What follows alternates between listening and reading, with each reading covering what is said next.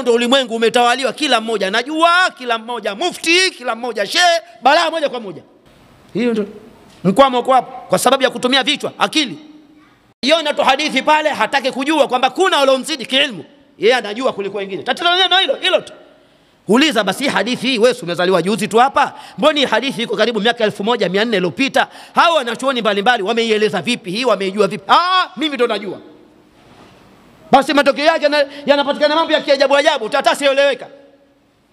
Hapa Ilala hapa lilianzisha darasa moja kubwa linaitwa Ihya Sunna al-Matruka, kuhuisha sunna zilizoachwa. Sila sunna zilizoachwa zihuishe. Darasa lilikuwa moja mashuhuri hiyo.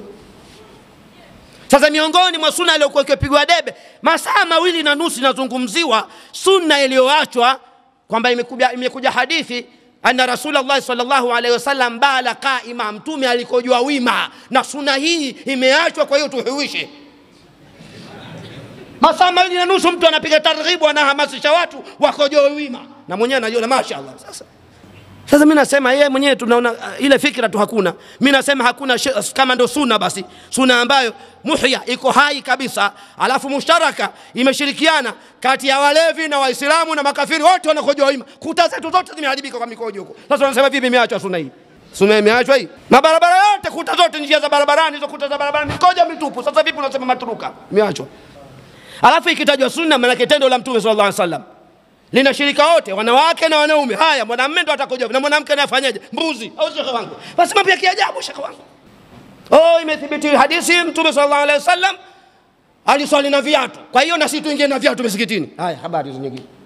Toka chooni na mibuti yako ngola msikiti au zizi la ng'ombe tena hilo shekhe wangu. Basi hivi ni mradi kwa hadithi basi.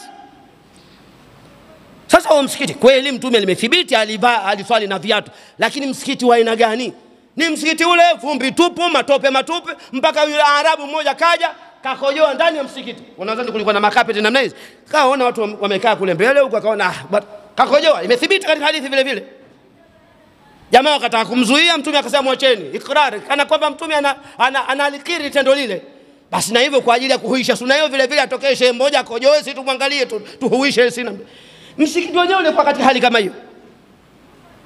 Hicho kibatali kimekuja kuwashwa katika msikiti wa Mtume baada ya miaka 9, Tamimu Dari. Muda wa miaka 9 Madinatul Munawwara, huo msikiti wa Mtume sallallahu alaihi wasallam, magharibi, isha na alfajiri zinaswaliwa kwenye giza, kaja kuwasha kibatali Tamimu Dari. Mvua ikinyesha ndogo ndio hivyo, lakini mvua ya maji mpaka ndani. Usiku kama wa leo, sahaba mmoja anasema ra'aytu Rasulullah sallallahu alaihi wasallam yasjudu baina al-ma'i wat-tin. Imenyesha mvua kidogo mpaka msikitini matope. Asema nikamwona Mtume anasujudu kati ya maji na udongo.